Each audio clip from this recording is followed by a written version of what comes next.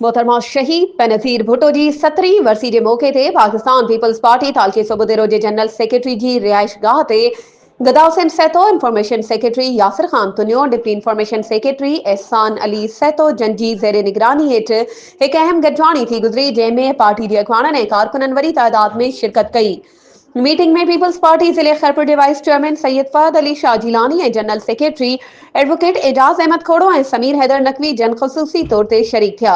गटाणी में town chairman Syed Abbas Ali Shah Lakyari, Babar Ali Mangi, youth city सदर जवार Mehboob Ali Sahito, Talib Solangi, information secretary Yasir Khan Tunio, deputy information secretary Ehsan Ali Sahito, Abibullah Manganejo, councillor Ehsan Ali Sahito, UC chairman Abdul Hai Khoro, Waheed सहतो ऐं ॿियनि उहदेदारनि में शिरकत कई। अगवाणनि वरसी जे मौके ते शहीद मोहतरमा बेनज़ीर भुट्टो जी कुर्बानीनि ऐं ख़िदमतुनि खे भेटा पेश कंदे चयो त हिन गॾिजाणी जो मक़सदु वरसी जी तयारियुनि जो जाइज़ो वठणु ऐं शहीद बेनज़ीर भुट्टो जी यादि में उन्हनि जे फ़लसफ़े ऐं कुर्बानीनि खे उजागर करणु हो। वधीक ख़बरुनि ऐं अपडेट्स जे लाइ असांजे चैनल खे सब्सक्राइब कयो ऐं हा, बेल आइकन खे प्रेस करणु न विसारिजो त जीअं असांजी हर नई अचण वारी वीडियो तव्हां ताईं पहुचे।